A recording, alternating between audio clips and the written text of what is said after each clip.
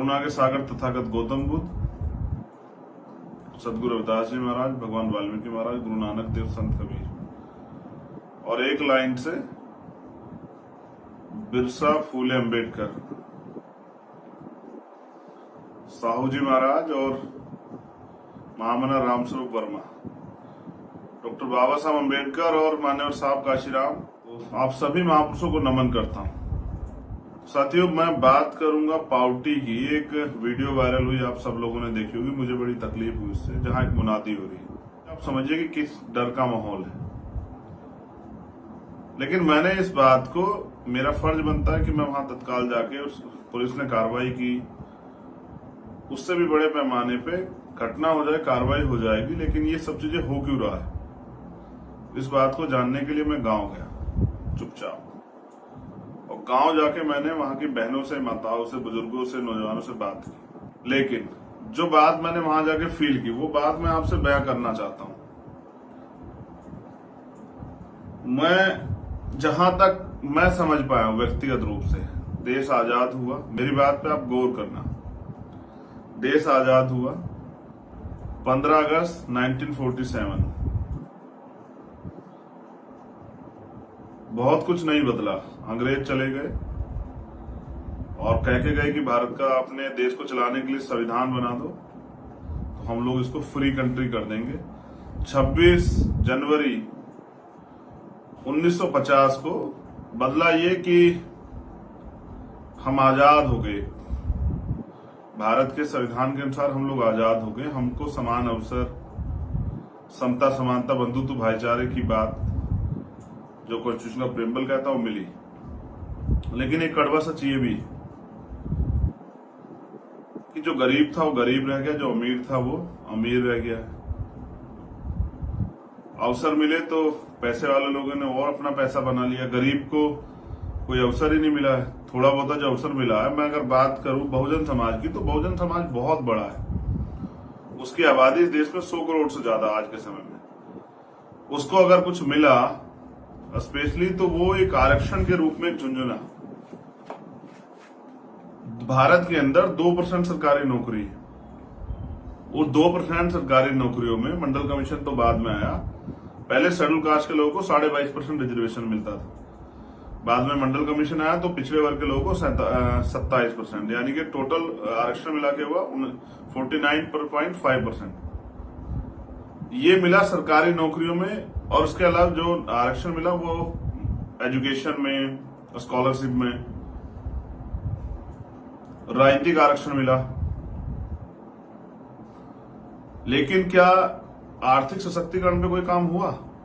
जितने लोग उस समय जो है, जब भारत का संविधान उन्होंने हैंड ओवर किया राष्ट्रपति जी को, तब उन्होंने इस लाइन को कोट किया था कि संविधान की वजह से 1 वोट 1 वैल्यू। राजनीति में तो 1 वोट 1 कीमत, राष्ट्रपति की हो या मजदूर किसान की, सबको बराबरी का वोट का अधिकार है, सबकी वोट की वैल्यू वही है।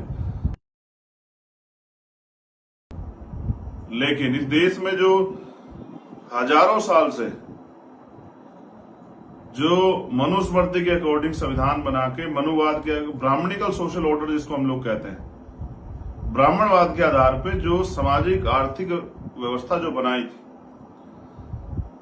वो अभी भी लागू हो रही है। जब तक इस देश में सामाजिक और आर्थिक जो गैर बराबरी चली आ रही है वो दूर नहीं होगी, यानी कि जाति के रूप में जो सामाजिक गैर बराबरी चली आ रही है कि छोटी जाति का, बड़ी जाति का, पैदा होते ही कर्म वरम कुछ रखते नहीं है, ऊपर से जो गरीब के यहां पैदा हुआ वो गरीब ही, उसके लिए सरकार ने कोई प्रावधान नहीं किया कि उसको जब पैदा हो तो उसको कुछ अलग से विशेष कुछ प्रावधान मिल जाए कि भाई वो, उसके बाप गरीब थे तो वो गरीब ना रहे। तो वो जो सोशल ऑर्डर था, सामाजिक और राजनीतिक आर्थिक जो सोशल ऑर्डर था, जिसमें आजाद भारत में भी जो गरीब था वो गरीब रहा और जो अमीर था वो अमीर रहा। इतने बड़े समाज के हाथ में आरक्षण के नाम पे झुंझुना आया, जिससे 2%, जैसे मैंने बताया, उस 2% में भी 1% के लगभग शेड्यूल कास्ट और बैकवर्ड दोनों 85% बहुजन समाज से मिलके, schedule caste, schedule tribe, backward से मिलके आधी, जो कि आज तक पूरे नहीं हुए आंकड़ों में, क्लास 1 में, क्लास 2 में, ये आरक्षण का फॉर्मूला था जो अभी तक लागू नहीं हुआ पूर्ण रूप से। इस पे कोई चर्चा नहीं होती है, बस आरक्षण के नाम पे गाली तो पड़ती है। जबकि 10% आप आरक्षण अलग से ले रहे हो, अब तो आप भी ले रहे हो प्रकाश के लोग, लेकिन फिर भी आपको ये संदेश बनाने के लिए कि आरक्षण से अयोग्यता पैदा होती है, झूठ बोलने के लिए, अपनी नाकाबी छिपाने के लिए आप इसको लगातार करते रहते हो। अब तो सबसे पहले ईडब्ल्यूएस का कोटा जो है ना, वो सबसे पहले लागू होता है। शेड्यूल कास्ट बैकवर्ड को, शेड्यूल ट्राइब को मिले ना मिले, लेकिन ईडब्ल्यूएस के कोटे की सीटें पहले पूरी होती हैं। तो मैं बात उस पर नहीं कर रहा हूं, मैं बात जिस बात पे गौर फरमाना चाह रहा हूं वो ये है कि गरीबों की गरीबी कैसे दूर हो, इसके लिए कोई प्रयास नहीं हुआ है। जैसे सम्राट अशोक का शासनकाल है, वहां जो है सामूहिक खाद्यान्न थे कि जो भी खेती से जो पैदा होता था, ऐसे ही धन था, जो भी इकट्ठा होता था, जिस भी रिसोर्स से वो एक जगह खत्म होता, वहां जमा होता था और वहां से सब लोगों को बराबर बराबर मिलता था। तो वो इतिहास में उसको स्वर्ण काल कहा गया है, सम्राट अशोक के शासन को स्वर्ण काल कहा गया है। लेकिन यहाँ क्या है, यहाँ आजादी के आज तक बाद भी जो उसके जीवन में कुछ परिवर्तन ना करने की बजाय सिर्फ उसको जो है ना राशन वाशन देकर उसको झुंझुना थमा के रखना चाहती है कि वो इसको अपना जीवन समझ के चलता रहे। इस वजह से कल जब मैं वहां गया और मैंने वहां को सुना, बड़ा समाज है, कोई रोजगार सरकार नहीं दे रही, आप आज के हालात देख लो, आबादी बड़ी है, जब जनसंख्या ज्यादा है तो रिसोर्स भी ज्यादा चाहिए, सब लोगों के लिए नौकरी नहीं मिल सकती है, सब लोगों को व्यापार नहीं मिल सकता है, सब लोगों के लिए प्राइवेट जॉब्स नहीं है। इतने बड़े पैमाने पे इतना बड़ा समाज है, तो देश की शासन सरकार व्यवस्था ने, सरकारों ने किया क्या है उनके लिए। देश का मैंने एक दिन टीवी के माध्यम देखा था, 52% शेड्यूल कास्ट के लोगों पे एक गज जमीन नहीं है। शेड्यूल ट्राइब के लोग, जो लोग जमीन तैयार करते हैं, सरकारें उनको हथिया लेती है, पूंजीपतियों को दे देती है। अब तो एक बुलडोजर का ट्रेंड चल रहा है कि ये जो लोग 20-20 साल से काबिज है, उनको उनके घरों से बेदखल किया जा रहा है, तोड़ा जा रहा है। वो लोग जाएंगे कहां? क्या देश की सरकार बता सकती है, सुप्रीम कोर्ट, हाई कोर्ट, कि वो लोग कहां जाएंगे? वो इस देश के नहीं है क्या? क्या हम लोग उनको वहीं उस प्रॉपर्टी पे काबिज नहीं करा सकते हैं क्या? क्या उनको पक्के कागज नहीं देके उनको कह सकते हैं कि चलो भाई आप रहो? आखिर हम अपने देश के लोगों का शोषण क्यों कर रहे हैं? तो जब मैं उस गांव में अपनी बहनों से, माताओं से मिला, तो मैंने ये उनसे पूछा, तो उन्होंने बताया कि देखो, परिवार चलाने के लिए आय का कोई साधन नहीं है, तमाम तरह की परेशानियां, महंगाई बढ़ रही है, अंत हमें अपने जो पशु हमने पाले, जिनके जरिए हम आय का, हमें थोड़ी बहुत आय मिलती है, उनके लिए खेत, उनके लिए हरे घास के लिए, घास के लिए, चारे के लिए तो हमें जाना पड़ेगा खेतों में। और हम खेतों में जाएंगे तो इस तरह के ऑर्डर, और आप सोचो, मैंने अपने जीवन में, संघर्ष के जीवन में नहीं सुना, पहले तो सुना था, लेकिन अपने सामने नहीं सुना कि मुनादी होकर एक समाज का बहिष्कार होगा। कई दूसरे प्रदेशों में तो थोड़ा थोड़ा सुनाई आता है, लेकिन उसकी वीडियो वगैरह नहीं आती। लेकिन मैंने तो बकायदा वीडियो से देखा कि इस तरह से सामाजिक बहिष्कार, यही है हिंदू राष्ट्र का सच। मैंने तो कहा, कल भी कहा, चैनल शायद चलाने की हिम्मत नहीं जुटा पाए, मोहन भागवत जी का नाम ले कहा कि वो हिंदू राष्ट्र बनाने की बात करते हैं। पहले एक हिंदू गांव बसा के उसका एग्जाम्पल दे दें, उदाहरण पेश कर दें। वहां उस गांव में SC ST OBC माइनॉरिटी के लोग क्या अधिकार होंगे? क्या उन्हें एजुकेशन का, जॉब्स का, खेती का, बिजनेस का अधिकार होगा? कौन लोग वहां रूल करेंगे? चुनाव कौन लड़ेगा? वहां की सड़कें कौन बनाएगा? कारखाने किसके होंगे? ये सब एक गांव बना के, मॉडल बना के पेश कर दो, तो देश को पता लग जाए आपके हिंदुत्व का सच, हिंदू राष्ट्र का सच।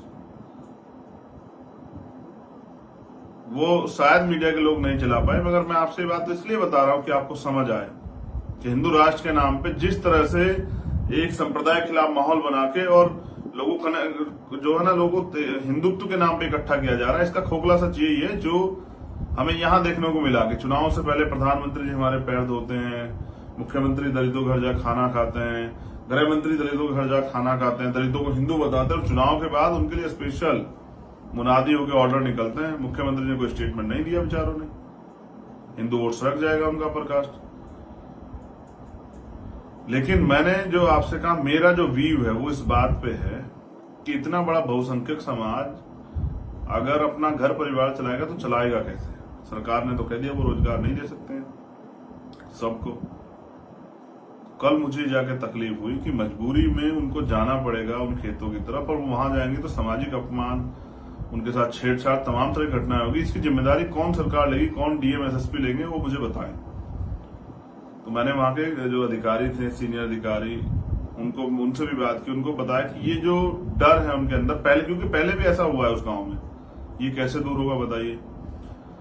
मैंने सारी घटना को जानने के बाद मुझे ऐसा लगता है, मैं प्राइम मिनिस्टर को पत्र लिखूंगा कल, कि वो वंचित वर्गों के लिए एक बार भूमि सुधार हो चुका, दोबारा से भूमि उन्मूलन जो कार्यक्रम था उसको पुनः चलाएं। अगर वास्तविकता में वो गरीबों के हितैषी हैं तो इतने बड़े वंचित वर्ग को कृषि करने के लिए भूमि दे, जिससे कि उनकी सामाजिक सुरक्षा हो सके, उनके स्वाभिमान सम्मान की रक्षा हो सके। ये किस तरह का सिस्टम है कि गरीब गरीब ही रहेगा चाहे कितनी मेहनत कर ले? क्या उसके तरक्की का आगे बढ़ने का कोई रास्ता है सरकार के पास?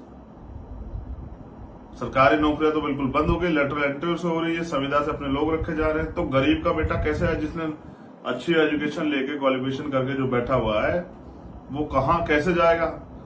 जैसे मैंने कहा, उनके लिए जो बच्चे सेना में भर्ती होना चाहते हैं, मैं चर्चा कर रहा था सैनिकों से, पूर्व सैनिकों से, मैंने उनसे पूछा कि एक लिमिटेड एज है, कोरोना काल में भर्ती नहीं आई तो वो लोग कहां जाएं? उनके सपने हैं, वो चाहते हैं देश की सेवा करना। प्रधानमंत्री जी, गृह मंत्री जवाब दें कि वो बच्चे क्या करें, उनको छूट क्यों नहीं मिल रही है?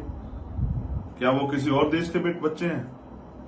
उनका सपना था, उन्होंने इसके लिए तैयारी की है, और आपने 2-3 साल भर्ती निकाली, वो लोग परेशान है, भर्ती होना चाहते हैं, आंदोलन कर रहे हैं। कोई ऐसा वर्ग नहीं जो आंदोलन ना कर रहा हो, और कोई ऐसा समूह नहीं जो आंदोलन ना कर रहा हो। हर व्यक्ति पीड़ित है। अभी 68,000 भर्ती वाले बच्चे बैठे हैं, वो आंदोलन कर रहे हैं। और बहन निशा यादव के न्याय के लिए चंदौली जिला मुख्यालय में धरना चल रहा है, रात में भी हमारे लोग बैठे हैं। मैं उनका धन्यवाद देता हूँ पूरी टीम का। बहुत जल्द मैं भी आऊंगा आपके धरने में शामिल होने। मैं बस थोड़ा सा ये जो इधर के कैडर्स के प्रोग्राम चलेंगे तो फ्री हो जाऊं, फिर मैं भी आता हूं, आपके वहीं बैठेंगे। देखते हैं सरकार कब तक जो है हमारी मांग नहीं मानती है। मैं राजस्थान के मुख्यमंत्री का धन्यवाद तो नहीं करूंगा, क्योंकि ये काम तो पहले हो जाना चाहिए था, लेकिन भाई मुकेश जी के बेटे के साथ हर्षाधिपति वाल्मीकि जो हमारा छोटा भाई, उसके साथ जो मारपीट हुई, मैं मिलने गया था। और क्योंकि जितेंद्र मेघवाल के परिवार में न्याय नहीं हुआ, उसके लिए और 2-3 इश्यूज के लिए हमने न्याय यात्रा का जो है वो बना है प्रस्ताव, वो जो राजस्थान के सभी 33 जिलों में निकाली जाएगी, और जयपुर में फिर उसकी एक बड़ी रैली के रूप में समापन होगी। जिस सरकार में वंचित वर्ग के लोगों के साथ शोषण होगा, SC OBC माइनॉरिटी लोग, उस सरकार को सबक सिखाना जरूरी हो जाता है। जितेंद्र मेघवाल के परिवार में सरकार ने वादा किया था कि वो नौकरी और रोजगार देंगे, अब तक तो नहीं दिया। ऐसे यूपी की गवर्नमेंट ने वादा किया है, तो इनसे भी मिलेंगे जल्दी। तो मैं समझ पाया हूं कि इन वर्गों की आर्थिक सशक्तिकरण, जिसको काशीराम साहब लंबे समय तक समझते रहे और चलाते रहे, जब तक उसके लिए कोई ठोस काम नहीं होगा, जैसे वो जो मैं कोट कर रहा था, वो उससे बीच में छूटा। बाबा साहब अम्बेडकर ने कहा, राजनीति में 1 वोट 1 वैल्यू, राजनीति में तो हम बराबर हो जाएंगे, लेकिन ब्राह्मणिकल सोशल ऑर्डर के आधार पर जो हजारों साल से सामाजिक और आर्थिक गैर बराबरी, अगर हम इसको दूर नहीं कर पाते हैं तो हमारी राजनीति भी कामयाब नहीं हो पाएगी। और आज हमारी राजनीति कामयाब है नहीं, वरना तो 131 MP शेड्यूल ट्राइब के हर जिले प्रदेश से जो रिजर्व सीटों पे लोग जीत के जाते हैं, लेकिन उनकी इतनी हैसियत नहीं है कि वो अपने वर्गों के हितों के लिए एक भी योजना बनाने का या एक भी स्टेटमेंट देने का जहमियत जो है ना उठा सके। और इन्हीं को काशीराम साहब ने चमचा जो किताब लिखी, उन्हीं के लिए लिखा कि जो दूसरे दलों के मोहरे बनके और व्यक्तिगत लाभ के लिए बैठे रहते हैं और अपने वर्गों के हितों, अपने वर्गों के साथ होने वाले अन्याय पर भी चुप हो जाते हैं। तो मेरा दर्द ये है कि इस देश के वंचित वर्ग के लोगों को खेती करने के लिए या जीवन यापन के लिए सरकार को जमीन देनी चाहिए। जैसे आप गौशाला के नाम पे दे रहे हो, तो गौशाला से पहले इंसान तो है, पशुओं की तो परवाह करते हैं, इंसानों की तो परवाह करो। प्रधानमंत्री जी, इस देश के इंसानों की तो परवाह करो, पशुओं की परवाह करते हो। मैं समझता हूं अच्छी बातें करनी चाहिए, वो भी जीव है, लेकिन उनसे पहले इंसान, उनकी तो परवाह करो। वो लोग भूख से पीड़ित हैं, वो लोग, उनका सामाजिक अपमान हो रहा है, स्वाभिमान का खिलवाड़ हो रहा है उनके। देखिए आप दलितों के देसी बनते हैं, देखिए कितना बड़ा अन्याय हो रहा है और आप चुप हैं। आपके मुंह से आपके जो है एक ट्वीट नहीं है आपका। इसमें क्योंकि मैं पूरे देश से कनेक्ट होकर यूनिट के जरिए मेरे पास आती रहती है रिपोर्ट। यह न्याय अभी एक घटना पे आंदोलन करने पे हमारे कार्यकर्ताओं को जेल जाना पड़ा, और जैसा मैं चंदौली में तो चल रहा है धरना रात में भी। एक महात्मा जी ने एक संविधान बदलने के लिए स्टेटमेंट दे दिया, मध्य प्रदेश की टीम ने उसका विरोध किया तो पुलिस ने उल्टा हमारे कार्यकर्ताओं पे मुकदमा लगा के उनको जेल भेज दिया। ये हो रहा है जहां बीजेपी गवर्नमेंट है, और जहां बीजेपी की नहीं दूसरी गवर्नमेंट है वहां भी अन्याय सहना पड़ रहा है। फिर मुझे लगता है इनमें कुछ फर्क नहीं है। इसलिए मैं आप लोगों से कहता रहता हूं, बहुजन समाज के लोगों से, कि भाई कब तक झूठन पे जिंदा रहोगे, कब तक अपनी भी ताकत बना लो। तुम्हारी बाबा साहब अम्बेडकर को मानने वाले लोग, फूले साहब अम्बेडकर को मानने वाले लोग, मुझे बताए तुम्हारी बात करने वाला कोई है वहां जो इस विचारधारा के ऊपर खड़ा होकर इस विचारधारा आगे बढ़ाने का काम कर रहा हो?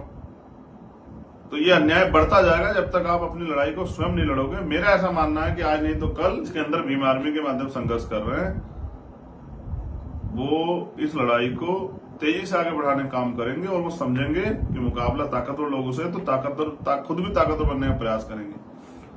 लेकिन उस मुनादी के बाद मुझे तकलीफ हुई, और मैं चाहता हूं वंचित वर्ग जो है उसको पूरे को तकलीफ होनी चाहिए। आप ये ना समझे कि मुनादी वहां हुई, जंगल में आग तो लगी है, आपके घर तक भी आ सकती है। अगर आप चाहते हैं अन्याय अत्याचार ना हो और इस पर रोकथाम लगे, तो आप सब लोगों ने मुझे सुना, आपका बहुत बहुत धन्यवाद। जो साथी आंदोलन कर रहे हैं उन सभी का पूरे देश में जो यहाँ आंदोलन